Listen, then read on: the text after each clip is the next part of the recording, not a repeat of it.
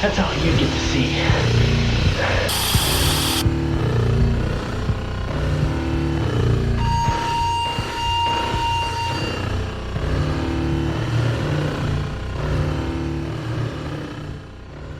And the winner for Lifetime Achievement Award at the 98 Academy Awards is, let me check this, it's effedupmovies.com. Woo! Hello and welcome to the 8th episode of The Horror with Patrizia Dahlia Thompson, the second episode in our ongoing series of Patrizia and Nico Go Sicko Mode, or alphabetically popular, Nico and Patrizia Go Sicko Mode. But we've started, so we'll finish. We heard your feedback about what film to cover, and we ignored it. Shut up! Don't tell us what to do. Shut up! Don't tell us what to do, because this is not a democracy. So we watched Eric Stanze's 2000 movie Scrapbook. You can hear the princess. We are in Hackney. Princess Wylde is here, looking at me. She says meow. She said meow. She had a kind of a scare over Christmas with her, so I'm just very delighted to see her. To hear about. Yeah, this cat is 20, and she was born in my laundry basket, like when I moved out of uni halls, which is older than I would even admit to being usually. My favourite thing to do is be like, "Oh, cool, your kid's 13. My cat's older than that." It really freaks people out. Yeah. So today we didn't watch Douglas Puck's Family Portraits, and I did not feel mentally up to going to like the ultimate mode of sicko mode, which is Melancholy der Engel, Marion Dora's movie, which we are going to cover eventually, but it's also 2.5 hours long. So we watched 2000 Scrapbook, directed by Eric Stanze, starring Emily, the brilliantly named Emily Hack, who plays called Clara, and Tommy Biondo, who wrote the film, plays the kind of kidnapper. He wrote the movie, so which adds a disturbing element to knowing that. Oh. Yeah. Okay. First of all, what did you think of this movie? This was a film I could only watch with you. Oh my god. I mean, I think I definitely enjoyed Mordum more, which is not a sentence I thought I would ever say. It was horrific in a different way. Yeah. Like, Mordum was like completely gross out, where this was just like relentlessly horrific. I don't know that I liked it. Okay, fair enough. I think I liked it, and I think I definitely liked it. Towards the end, I was kind of like, yeah, I like this. It was too long, for sure. It's basically about, it starts, like, the opening is brilliant. It's against black over the credits. You can hear the sound of Clara, this woman being in the back of this van where she's been abducted. And she's talking to another woman who's been abducted. So this film passes the Bechdel test. Yep. This deeply misogynistic movie, which is also A, deeply misogynistic, but B, I think do they not have to be talking says about something about misogyny. Do they not have to be talking about something other than men though for them to pass it? They were talking That's about true, men. yeah, they were talking about men. Yeah. But I think it still does. But she's talking to this woman, and then when the door opens and like you see that like she's basically nearly dead, she's catatonic, her guts are like splayed out, and this guy Leonard, he has abducted her and brings her back to his like disgusting ass shack, that house with a barn that looks like if you've ever kind of like found yourself at a really grimy East London after party. Just if you find it as a filthy K-hole of a place that you've woken up in after an after party, that's what it looked like. Or a sex club in East Hackney. Or yeah. And I charge you 60 quid to get in, and you'll be like, I think this place has holes in the wall. No, that's vibes. It's vibes. It's vibes. It's vibes. And then he is like creating this titular scrapbook where he is putting together photographs and kind of writings of these women that he's abducted. And then like there's not a huge heap more to the film. Like it's a lot of her trying to escape. This guy shows up who is like a neighbour who was asking about putting his horse in Leonard's barn. Not a euphemism. And she escapes, and there's just a lot of like sexual assault, him raping her kind of seemingly going into kind of experiencing Stockholm syndrome, but I then you kind of realize that she's playing him and kind of playing into his kind of wants to kind of distract him. But there's not a huge heap more. And I will say, like, I don't know if the film has much to say. I think it can just kind of accidentally say a lot, if that makes sense. Yeah, I mean, I thought it was really clever in the way that it did it. There was a lot of attention to detail that you don't normally see in films like that. But I think, for me, there were a lot of times when I was like, oh my god, I know what's coming next, and it didn't go there. Yeah. So I guess in my head, maybe I'm more of a sicko than I realised. Absolutely.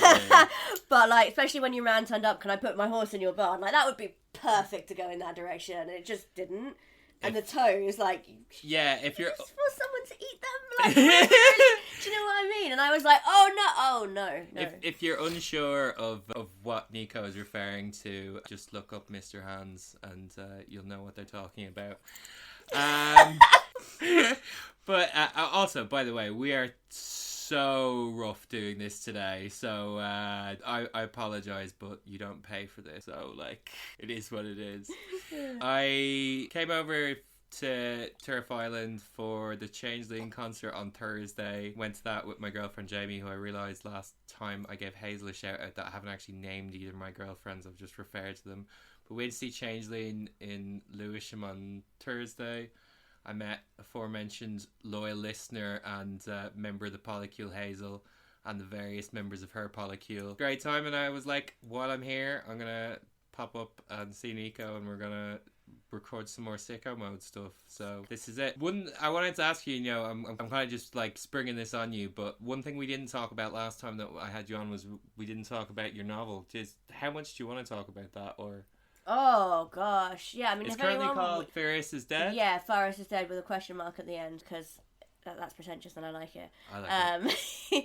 Yeah, I mean, I'm currently it's like I'm hedging on calling it dystopian these days. Yeah, right. Yeah, I read it a couple of years ago, and it's just about a world where electric prices have gone up so much that nobody turns on the lights because it's pivoted to a pay-as-you-go model. And what would happen if someone bought infinite power that was free to that situation? And yeah, I'm looking for a publisher if anyone wants me to send a bit. But what I think I haven't even told you this, what I think I'm going to do at the moment is like build out the world a little bit. Just like put some short stories up and stuff. Oh, sick. Yeah, probably on YouTube because that's where they are. So that's where I am with it. Awesome. There's so much more to the world that I feel like I want to talk about. And what I've written is just like a tiny, tiny bit. It just seems unfair not to expand it outwards. So that's the plan. I need to properly finish the novel, but the bits that I've read are fantastic. I'm just terrible at reading stuff off a computer. Yeah, it's very hard. But yeah, that's awesome. It's been, and I think it's this has somewhat kind of like done your note in as how prophetic it's turned out to be. Oh my god. As you said, dystopian, but it's just becoming increasingly reality. Every time I turn on the TV, I'm like, wow, we're just getting nearer and nearer. And even the internet blackout with what's going on over there, like they have a blackout on media. They're an illustrator for the state, and it's just a bit like, oh, this is getting... In the past 2 years, it's getting incredibly close. Yeah. Good for your book. Good for my book. Bad for actually publishing it. Bad for the world in general. Well, because people keep going. People don't want to read that right now. They want to read monsters. This is what we talked about. We kind of talked about with Louise last week. Was like in the last episode was like, how do you do transgressive film in an era where we are just constantly bombarded by the horrors of reality, and it's like the torture porn cycle in the kind of mid 2000s. You can see it's still kind of relating to like a desire to see that kind of torture kind of footage and everything like that reflected, because people were hearing about this stuff but they weren't seeing it. Yeah. And so that was kind of feeling like a fictionalized kind of niche. But now, we're bombarded. We were talking about today or something. It's like, fuck Charlie Kirk. I have no sympathy for that guy. Fuck him and his wife, who is just doing the ultimate shill after his death. But like, I have some sympathy for us as people, because like we witnessed a public execution, and within half an hour I was just writing Charlie murked on the internet and posting, hey man, nice shot. Like, I don't think I'm better than anyone. I am as broken as anyone, which brings me to like why I continue to watch these films like Scrapbook. Scrapbook was like, I'd heard of it because Fred kind of mentioned in interviews when he was talking about people who had done kind of similar kind of underground horror. He had mentioned Eric Stanze's Scrapbook, and I'd heard other people kind of talking about it. And it's, unlike August Underground, it's not done in the faux kind of snuff kind of style. There is a scene where Leonard puts on a camera and films him horribly washing down Clara. I will say, but it still looks like pretty crappy. But the quality of it looks degraded and kind of amateurish. But I do think there's some really good filmmaking in there as well. Definitely. So it's kind of different in that style. Like I said, I think it was very close to reality in a way. Like, yeah. It was very, like, I was like, wow, I could imagine this actually happening. Yeah. Which I guess, with the other Sicko mode, it was so exaggerated that I was like, come on now. Yeah, exactly. It's... Hello, Princess. She says she agrees. She agrees. So... It was, like I said, it's a deeply misogynistic film that I then think it kind of turns it around when I think Clara's performance is really fantastic. Amazing. Like, the kind of pathology of Leonard is that, like, after the opening sequence, we see, like, this kind of Halloween POV shot of him walking on his sister, smoking and looking at her tits in the mirror, something every girl does, that's just what you do. And then she, like, invites him to lie down with her and does some incestual stuff. And she didn't even get stuck in the washing machine. Like, I mean, like, that definitely had the timbre of, like, stepsister porn. Definitely. I was thinking age gap anime, age gap anime. And then there's their dad, I think that was supposed to be their dad, runs in. But the bit I didn't quite understand until a bit later on was, like, his dad then fucks him. Yeah. Which is quite high on the childhood trauma.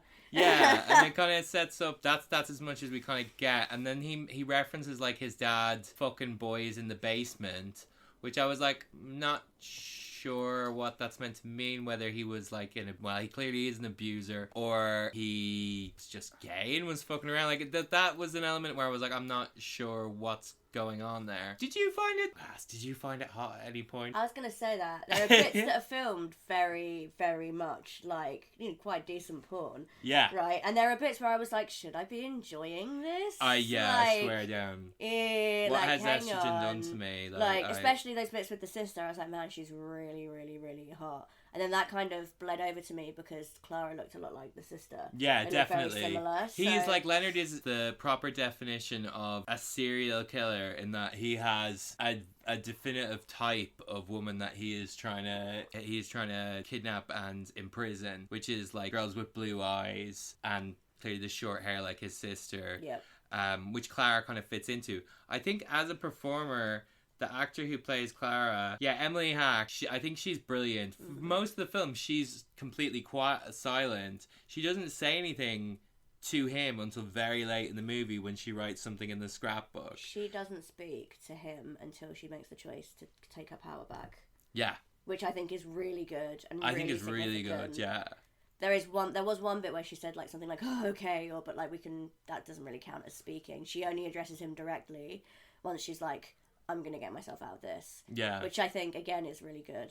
Like, really, really empowering. Yeah, 100%. I think, like, her performance is really strong. It's worth saying that she has said that she felt, completely safe and kind of respected during production, which is good. It's not unlike some extreme horror filmmakers, Lisa Valentine. No. Which is good to know. I thought it was, like, some of the filmmaking is really good.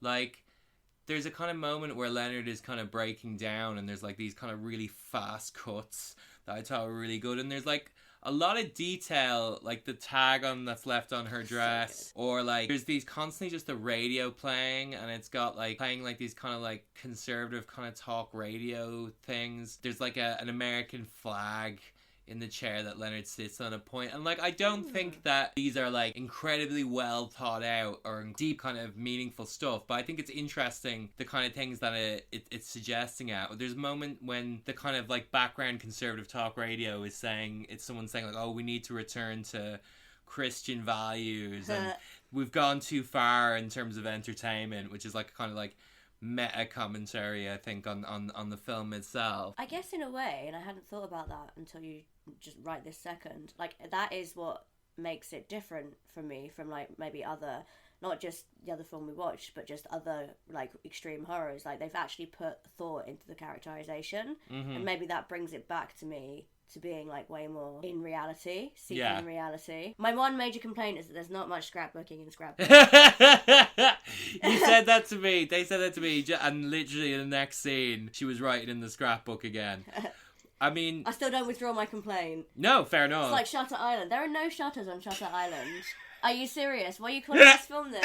It's like the cane from Citizen Kane. Literally, where's the cane? But yeah, I mean, it did... What have I written? Yeah, what have I written down? I know you had some humdingers of notes. I mean, I think... that again, I really focused on the idea of it being very, very rooted in reality, you know, like he has got that thing of evidence. He does go back to the crime scene even to hide the body. I've written he's the incel final boss. Yeah, no. Definitely. It's like vampires, like if you kill this one incel they all die, maybe. I think like that's definitely something that I wanted to talk about, because it's so like the way that he talks, he's like such a little insipid rat-faced fuck with a tiny dick. Mm-hmm. Right? Don't want to shame anyone for having a tiny dick, but he deserves it. And he's so pathetic with his shitty little bum fluff tash and his little rat face. It reminded me of those, you know, like cringe videos. Quite cringe accounts are quite popular. Yeah. It reminded me like it wasn't that exaggerated, but it could have easily been. You know, because I know they overact. Yeah. But it was very much that sort of character. And he sounds a lot like Quentin Tarantino as well. He does. Kind of has that kind of high voice. But the way that he talks is like, he talks about like this scrapbook being his project that's going to get him like movie deals and get him on talk shows, because this was like 2000. And Jerry Springer and everything. But he's like, he's so obsessed with his legacy, and he talks about like, I don't want them to just call me like the babyface killer because I'm 27 but I look 14. He's like, I want to be the scrapbook killer, and he's like trying to curate his own story and create his kind of own identity. And I think it's like interesting, like we both this week watched the Louis Theroux Manosphere documentary, and I think like he is so, and it's like this is before kind of like the popularization of like incel ideas, but it is so much like that incel core thing of like, this world doesn't respect me for how special I am. I am going to make this world see how special I am. Because I can't have...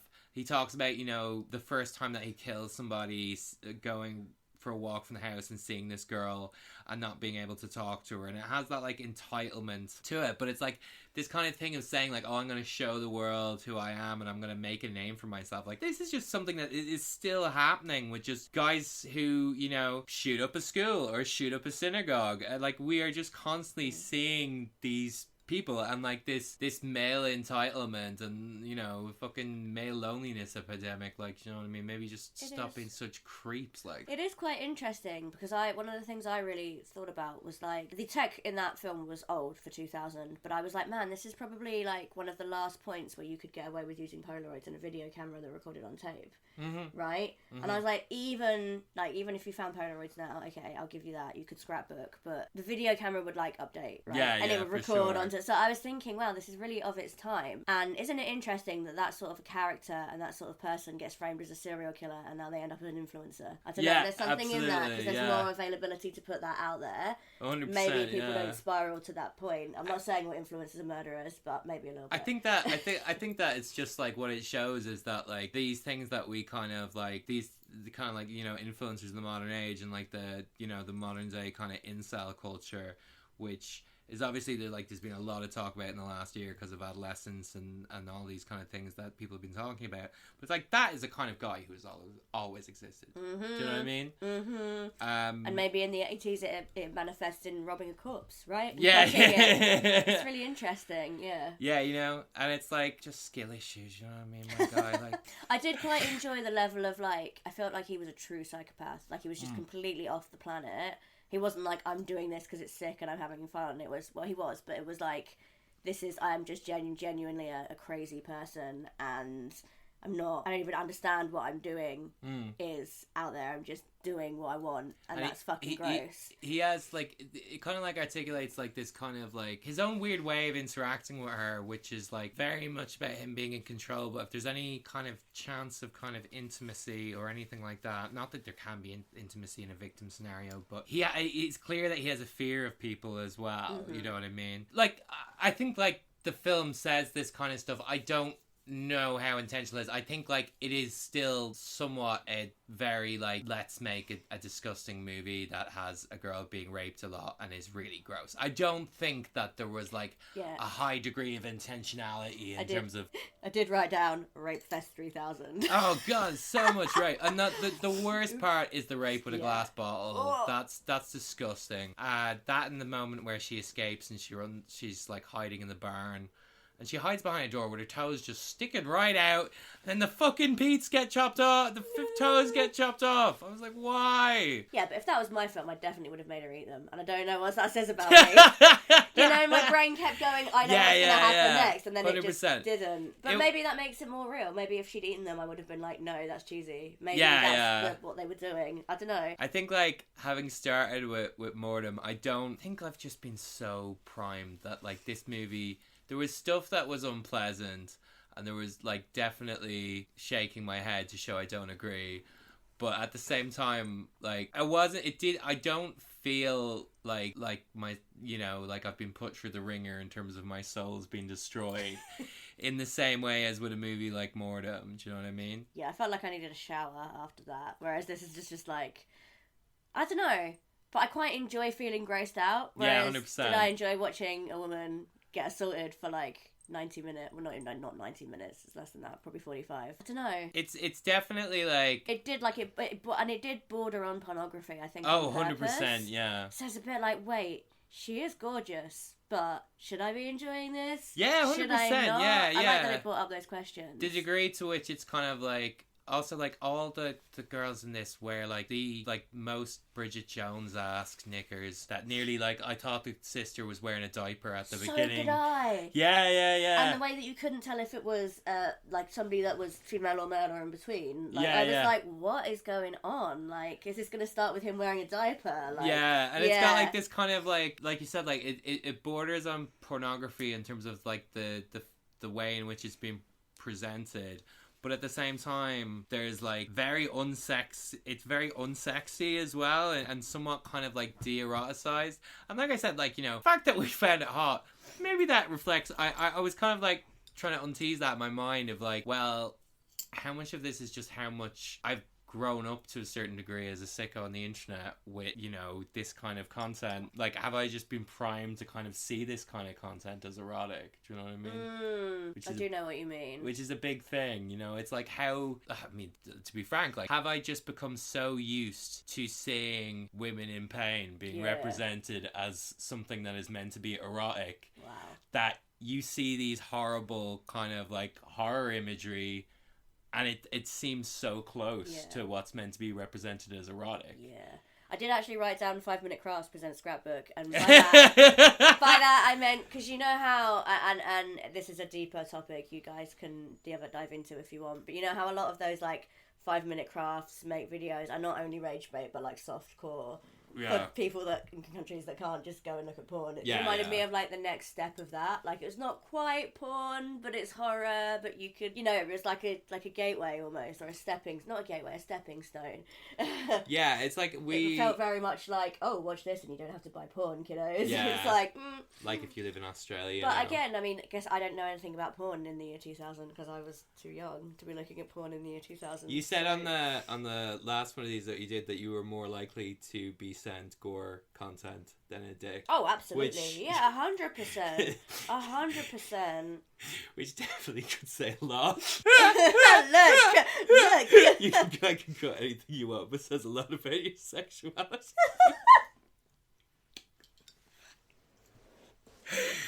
Look, I mean... Look, leave me and my folder of people getting murdered in peace. Absolutely. I don't have one of those. You'll be like, this will be evidence. Yeah, no, this is what they seem so normal till they weren't. Until they weren't.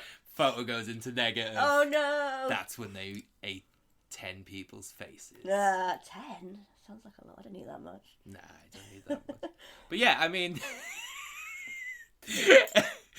It's a very, like, nasty film in that regard. And, like, because Mordum had Krusty, our beloved Krusty, Lord and Saviour, we are happy for you, Krusty Wylde, that you are a happier person now. Yeah. Your path was different to mine, but at the same time, when I heard that, like, she's doing better and has a family and stuff. I'm like, someone who cuts themselves that easily on camera wasn't doing very well at the time. And like, she was an artist. She is an artist still always. And she was an artist who was clearly feeding off her own mental illness and her own anguish to create that kind of art. And that's what makes Mordum brilliant.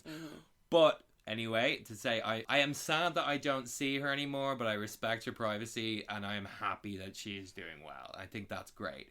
But I think Mordum having a girl be the most depraved sexually makes that different. Yeah. In terms of like, it just feels different and feels kind of more objectionable to see a guy just repeatedly doing this to a girl. There is one other character who shows up who, as I mentioned, was the guy who kind of shows up and asks about putting his horse in Leonard's barn. When he shows up, there's a scene of them talking outside, and it is the most obvious, worst ADR that I've ever seen in my life, because there is no relation between the words that they are saying and the dialogue and the way that those people's mouths are moving. I don't know if you noticed that, but it's pretty fucking obviously like overdubbed. But yeah, like I said, there's really... I'm not really sure what his function was, right? Like, yeah, because he kind of just like... He turns up and is like, "Yo, buddy, can I put my horse in your barn?" And I was like, "Uh-oh," as you said. Yeah. Don't Google it if you're in public. Maybe don't Google it at all. Save yourselves. Yeah, don't Google it at all. But also, I know footage of that nature is highly controversial and like banned around the world. Yeah, right? of course, so, yeah. Just because my sicko brain went there, maybe. But yeah, he just sort of turned up and was like, "Yo, can I put my horse in the barn?" And he wasn't even like, "Yes." He was like, "Come to my house." Like, there was a great bit where was the horse? What happened to the horse? I know. There was a great bit where he steps into the house though, and he sees like all the pictures from like really grotty looking. I assume it's a mixture of really grotty looking porn and like Polaroids that Leonard has took. And there's this great moment where he's just kind of looking around and very quickly realizes like what the fuck he stepped into. And I thought that was really good. But then he gets kind of like beaten up really badly and then put in the closet. But we never see him again. No, we never see him again. Yeah. Are we meant to believe that he's died or he's just gone catatonic, you know? I don't know. But then when she got in the cupboard, I was like, is that the same cupboard? Is it? I'm so confused. It has to be. Yeah. I liked, you know, when basically how it ends is that she starts writing in the scrapbook that like she's forgetting her old life. He is everything she needs, and she kind of like starts to tells him that like he needs her to like take charge. And she starts to kind of... It's quite a long scene, and you see that the knife is there. I was surprised that, like, when she takes out the knife while he's still into it, but she's, like, cutting him a little bit, and then she gaffer tapes him to the bed, and then she stabs him in the heels and smashes his face up with the camera, which is, like, a really satisfying kind of poetic justice to, like, take the thing that he's been using against her, taking her image and using it to like beat him up, and she escapes, and that's kind of it. But I thought that the way in which the kind of like it flips the kind of balance of power is quite interesting. Whether that justifies, you know, the prolonged sexual assault, I don't know. Like, but I will say that like I did enjoy this one. I have to be honest. Yeah, I mean, I don't know if I feel good about it. I didn't hate it, and it was very, like, there were some very clever choices. I was just trying to find, you know, it said based on a true story at the start. I was trying to find, know if it is. Well, apparently some woman, after it came out, tried to sue them, claiming it was based on her. Oh, wow. Yeah, but that, I mean, this is just on some random forum. After the film was released, someone in Georgia filed a lawsuit claiming the film had been based on her life story and demanding compensation. Shit. Can you imagine? Because I know a lot of those things that have happened, like in terms of, there's been a lot of situations in true crime in which the person has suddenly flipped, and it always fucking works. Yeah, it always works. There's a really famous one about somebody that was abducted in a car, and she just flipped, and she was like, "Thank you so much for getting me away from the situation." And then she was like, "I need to go pee, can you drop me off?" And she just ran. It was really good. So I really like that, and I thought that was super accurate. And that kind of is the only way you're going to get out of a situation like that, really. Like, you can't... She'd already tried to escape a million times and failed. Like, this kind of story of, like, a man keeping a woman captive is not the only one. There's, like, Broken, there's Pig, both of which movies are directed by Adam Mason, which, I don't know. There was that one recently when she was in the barn. There's The Woman. The Woman! Lucky McKee's The Woman, which is actually fantastic. That's really great. That was really, really good. Eric Stanze kind of like, it's interesting because, you know, there's always that kind of degree, that conversation about how much is someone who's like working in this underground field kind of outside of the industry, like a total outsider. Eric Stanze falls into the category of people who work in the industry and then also have their kind of like sicko art that they make. Eric's worked as second unit director on Stakeland and the American version of We Are What We Are, so he's like frequently worked with Jim Mickle. His website has a whole list of kind of different credits that he's done in various different roles, and the last film that he released was in 2024, so like he's continuing to make stuff. This is the first one of his movies that I've seen, so I don't know a whole heap about like what the rest of his kind of work is. But the kind of like thing about this podcast is, and it's been something that I've kind of said to people, is that from the first episode talking with Louise to like us covering Mordum, like it's diving so much into this level of kind of extreme horror has been kind of a new thing for me. And like the podcast isn't always going to be extreme horror, and like I reserve the right, as we did today, of completely changing it up on you and doing something completely different.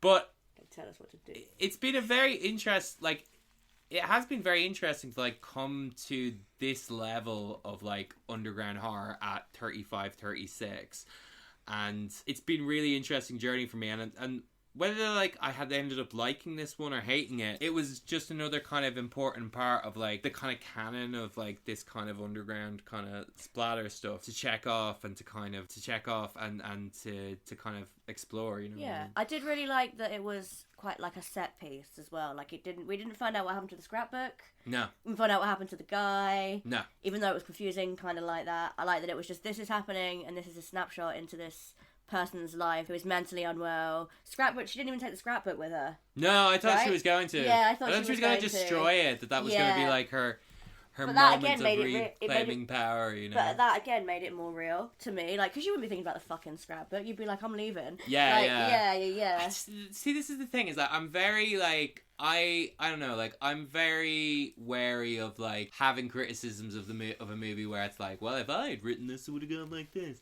and like any kind of like cinema sins type, like, oh well, it doesn't make sense. But like, I don't know, there was moments where I was like or moments of being like, and you know, maybe this speaks to like my like physical privilege of being a tall ass girl or something. But I'm like, isn't there like there was moments where I'm like, would you fight back more, or like what, like or I don't know, or like. I mean, I think she fought back quite catatonic state, yeah. I don't know, I think she fought back quite a lot. I just agree with you there. I think that it's more fighting back than somebody actually would, personally. Yeah, fair enough, Yeah. Oh, meow. Do you have any other thoughts? What else did I write down? Oh yeah, let me just finish my big book of evidence, and then I will be world famous. Listeners, he did not. No, he did not. He did not. I think it's like... I mean, do you know what? First thing I wrote was at least he's got his reasons and commitments straight. But no, I've been murdering since I was, what was it? 12? 15. 15. Because he's 27. Saw in this book. R.I.P. to the actor who plays Leonard, because he actually died before the film came out. Oh no, really? Yeah, he died between production and the movie being released. Yeah. Oh, what the drama. I know. Of what? I don't know, but he was dead. But the other thing, kind of like piece of trivia, is that this was released when it was released in the UK. It was like cut by 12 minutes, which I'm like, why do you release this movie and cut it by 12 minutes? It's only an hour and a half, and now it's a long an hour and 35. Yeah, I do feel like we were watching it forever. God. Yeah, and not in the August Underground's Mordum way, where you're like, every moment of this is torture, and I feel like this will never end. More just, I'm like, come on now, let's wind this up a little bit. Like this is going long. Like, did it have a lot? It's one of those films that used a lot of silence, didn't it? There wasn't much to make it feel the sound really design. awkward. It's got like that like classic like underground horror industrial hum kind of like churn sound, which I wondered kind of at the beginning, like if it was kind of like serving a brown note effect, because it really made me need to poo. Yeah. But then I went to the toilet and was like, oh, it's probably just because I've eaten a lot of Chinese food. But yeah, it's effective, definitely. Like it's kind of like it's kind of like I said, like underground spooky sounds, spooky ambience. It just like draws everything out. Doesn't it? It felt kind of itchy, I guess. I like the way in which it kind of like the details, like you said, but also like in the room where she's being kept, he's written, "I'm winning." In blood on the wall. So that's, by the way, in like 3 people's worth of blood. Like 3 people's worth of blood. But I think like that just sums up his like that desperate, like, fucking, like I said, like, incel-y need to control, like, and it's like him being like, no, I'm winning, I'm in control. And like, and I think that the kind of like, the fine line for me is that I think some films like this, even if they're like textually presenting the killer as being like a loser, there's an element where it's kind of fulfilling this kind of control fantasy, where it's kind of like, it feels like, I don't want to cast this person anyone, I don't want to say wish fulfillment, but it's like, even if you're portraying this person as being a loser, the way in which you're showing it is still like, oh, they are in charge and they're in control. And there's like a kind of like sadism to it that yeah, and that I mean, feels... furthermore to that, the pivotal point is when she gets him to kneel. Yeah. Right? Yeah. Like, that's... And I'm not, you know, I love my fetish community, but, like, I'm not saying it was a good representation of that, because it's not. But there was something in his submission to kneel to her that kind of flipped the entire narrative. That was the bit, listeners, that I thought was sexy, just so you just so that you're aware, and I don't sound too much like a wrong... Oh, look, we're way past the point of that. When I was editing the last episode, I could hear my neighbour next door coming in, and I was editing the bit where I was talking about newborn, where the director in the Serbian film says, "Newborn porn! Newborn!" And I was like, oh dear Lord, like, this is where I'm at now. I have new neighbours as well. Yeah. Welcome to the block! Welcome to the block, baby! Bless them. Well, they need to learn. Everybody's gotta learn sometime. Yeah, so... Scrapbook, it was a film that... I feel like, now I've talked about it and it's settled in my brain, I feel like I'm going to move it into light. Okay, good. Yeah. I just found it hard to watch, but I feel like it actually had a lot of artistic merits that films that portray lengthy sexual assault don't. Mm-hmm. Yeah, I think now it's settled, I'm going to move it up. I think there's like that thing of and I think I said it before, it's like what the girls on Trans Panic do really well. It's like that thing of like, well, what can this film tell us, but also like realistically, what was the director's intentions? And often the intention is nothing more than like, won't this be fucked up to me? But I still feel it can tell us a lot about a type of guy who still unfortunately exists. Mm-hmm. Very Incel much final so. Boss. Incel final boss. I promise it's like vampires. You kill the one.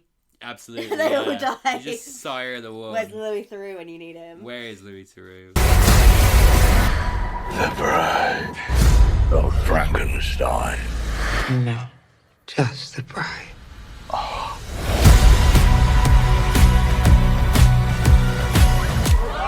Scared. Aside from that, the other thing that I wanted to talk about, and I don't know if there's going to be, like, we're going to talk about it for long, but just The Bride. I loved it. We both were on the side of really liking this movie that everyone has decided to kick around. Yeah, I mean, and I said this earlier to Pads, I'm not sure that I watched the same film as everyone. Yeah. To the point, like, I could see why people didn't like Folie à Deux. Like, I can get it. I totally understand. It was very, I can, move my boundaries to understand why people wouldn't like it. I did.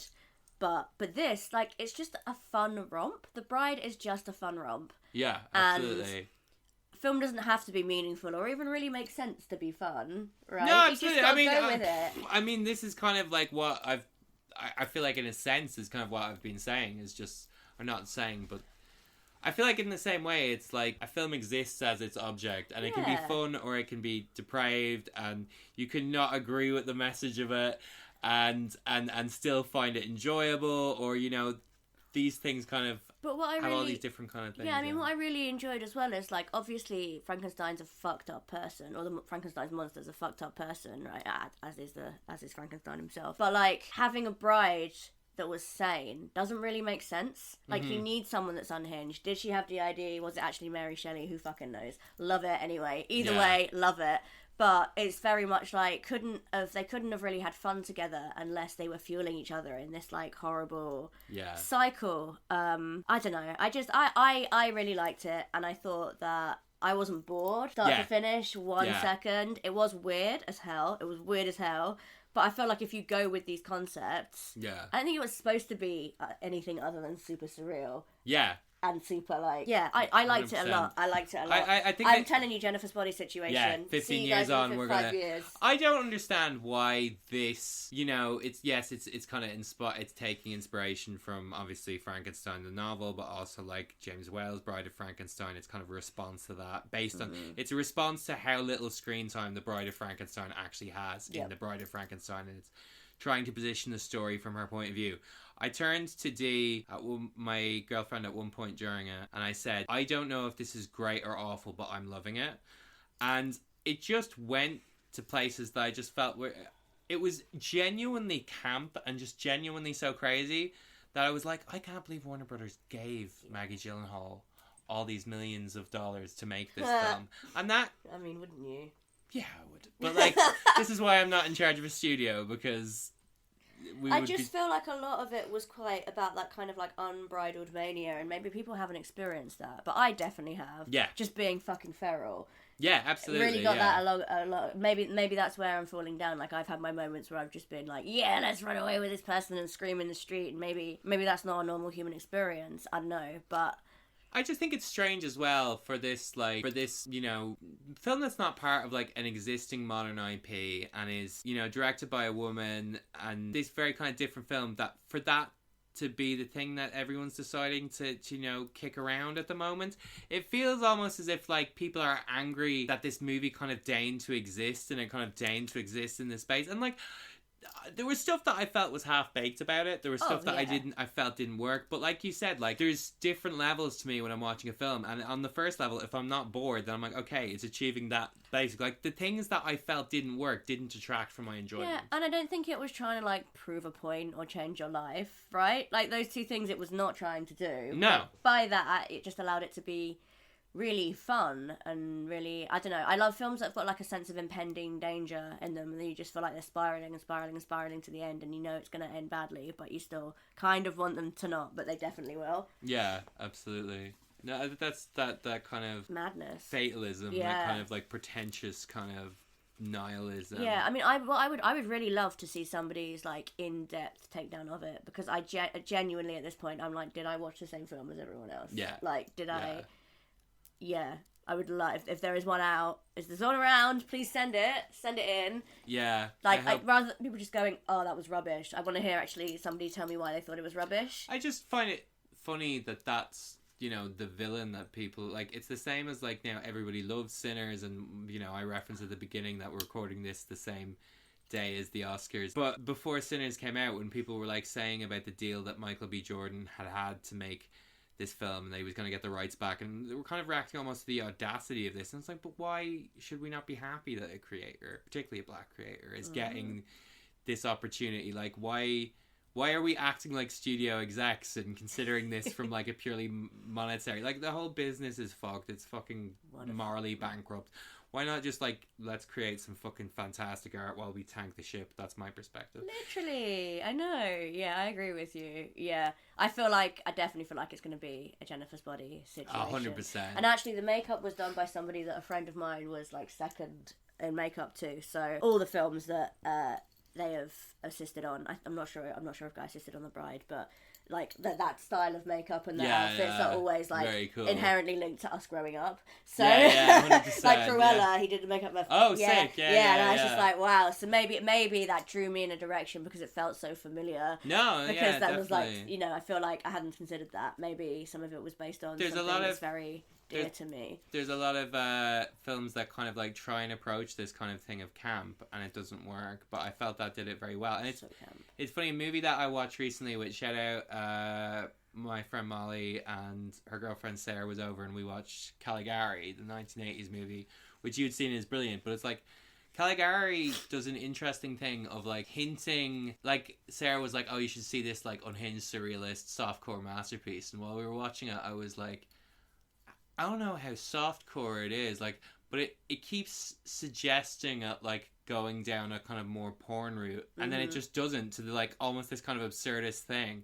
And like, not that Scrapbook is similar, but I think it's interesting seeing where the kind of line is in that film language between porn and something that is otherwise. I mean, Louise calls these movies gore porn, and like to a certain degree they are satisfying that urge, which and that goes as far as like the Lucifer Valentine stuff, where it's him indulging his very particular fetish.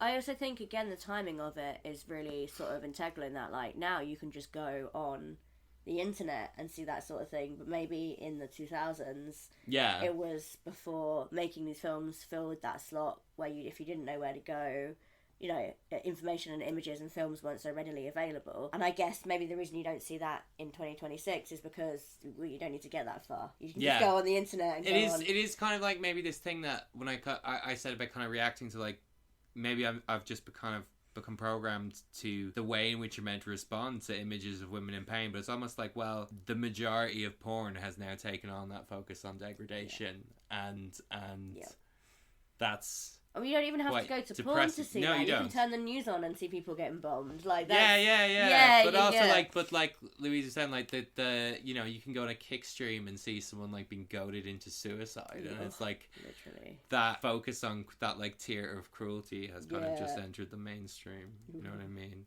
In a way which sometimes makes watching these films from the 2000s, you know, feel somewhat like, as much as they're like mentally scarring you, makes them feel somewhat quaint sometimes. I think like it does feel like there's a nostalgia there that I don't think you would get with any other type of film making. I think found footage, there's a nostalgia with old found footage films, definitely. Sure, and that is a genre that becomes harder and harder and harder to reproduce the better technology gets, right? Because the less scarier it is if it's crystal clear, right? But I think there's definitely, they are quite quaint, and it's the way they would act as I think like one thing, and it's like I wrote that article about why extreme horror, I quote you in one of the two most referenced people on this podcast.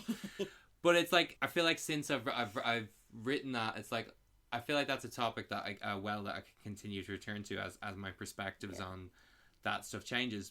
But I do think that for me, it is like, I've compared it to like the experience of watching an extreme horror movie to like the catharsis you get from getting tattooed or BDSM or piercings, or, you know, all these other things. But it's like, I feel like maybe the appeal to a certain degree is like, it's like that feeling of like making yourself feel alive by putting your body into shock. Yeah.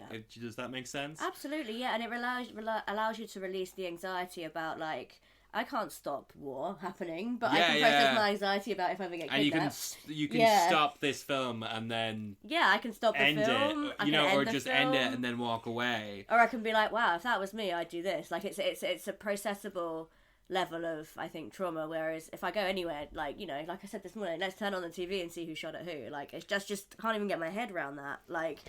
And I think that there is, I don't know, I think that there is something as well, you know, for me, it's like, as a trans woman, there's like, I'm gonna try and articulate as well. You can do it. As a trans woman, you essentially are giving up the privilege of not thinking about your safety a lot of the time.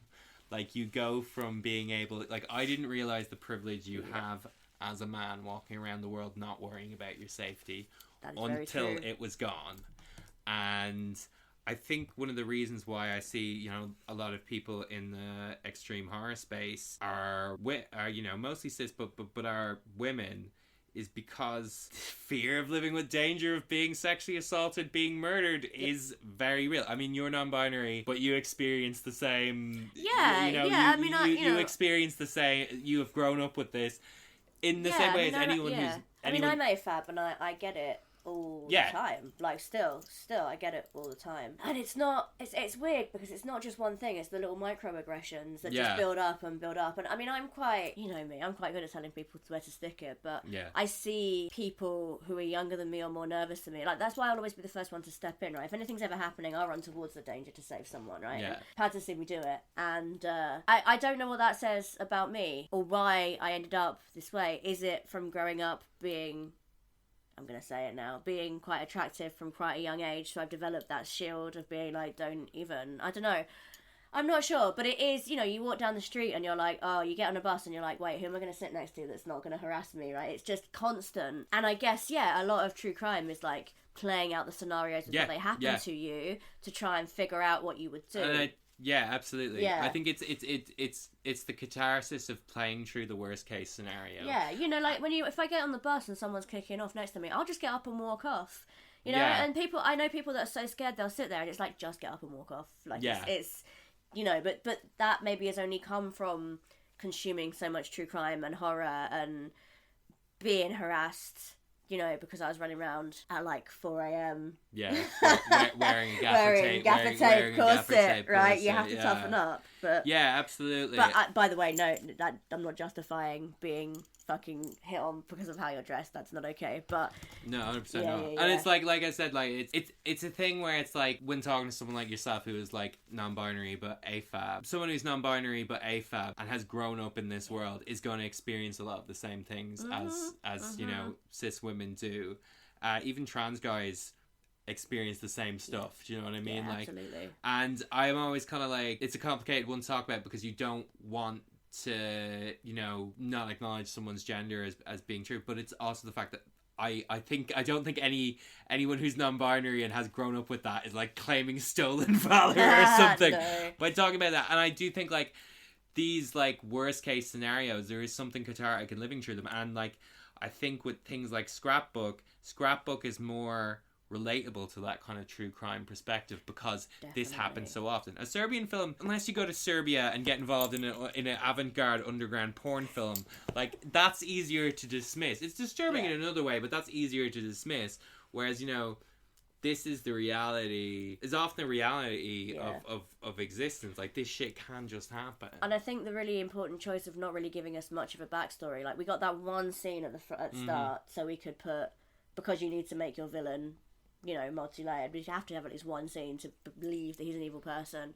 But we had nothing about Clara, but I think that it was a conscious choice in terms of this playing out this is what would happen if you were in a danger scenario. Yeah. Catharsis, like, and I guess maybe that's why it's so satisfying when it does flip. Actually, yes it is. Yeah, absolutely, yeah. Actually, yes it is. Yeah, because you don't know anything about her or him, really, but you do just want her to get out. Yeah, naturally. Absolutely. Yeah. As I was like talked about, you know, my kind of experience of this, you know, having to navigate this stuff as a trans woman, and there will be a full episode or something coming about possession, but that's a movie that is one of my favorite movies. I have a tattoo of a Johnny screaming on the back of my leg that I got done last year just before International Women's Day. But I think like the reason why that movie is so like has become a meme in terms of like trans girl comfort movie is because that's a movie about female psychosis and experiencing the extreme emotions. And the thing is, one of the most difficult things to learn as a trans woman is that like you will experience all these extreme emotions, but as a woman you're expected not to acknowledge that. And you're expected not to acknowledge that that's having an effect on you, which is really difficult. And I think as well it's a lot easier when you're a child because people wouldn't actually forgive children. Like even when you're a teenager, like moody teenager is a stereotype, right? So you can act out and you can, but when you go through that second puberty, everyone expects you to be chill about things. Exactly. It's like, well, I wasn't chill about those things when I was going, like, I remember that I did some crazy ass stuff when I was like 15. Yeah, like, you don't get the... But you don't get the privilege of being able to fuck up and being able to be given that space to... And I think it must be really fucking hard. It must be really, like... I mean, I still go nuts when I'm getting my period. Yeah. For like the few days before. Like, let alone... Yeah, you know, that is the thing of, like, you're given license, you're given that space to fuck up when you're a teenager. When you're 30, in your 30s, it's just like, what the fuck? You know, you're expected to fuck up, but in your 30s, everyone's like, you gotta be sane. It's like, come on now. And I think that's, I mean, for me, I'm vaguely perimenopausal as well, and that's been something I've struggled with a bit around that time. It's like, whoa, I actually feel different, right? Like my head is fuzzy and like my hair is thinning, and I'm like, oh my god, this is all linked to going in that direction, which is a whole big other topic. Well, nonetheless, thank you. That was a quite in-depth discussion inspired by Eric Stanze's Scrapbook, but thank you for listening. And shout out, as I said at the beginning, to Effed Up Movies, the Criterion channel for perverts. God, we love you, Effed Up Movies. Whichever beautiful perverts are running that website, we couldn't get subtitles for this one, but they usually have subtitles. Like, they are just doing that for love of the game, and we salute you. Maybe effedupmovies.com can sponsor a season. Yeah. God bless them. Whoever's running that, I love them because they've been running it for so long, and it's so good. That's amazing. Thank you so much. We salute you. And until the next Sicko mode, it's goodbye from me and goodbye from Nico. Bye.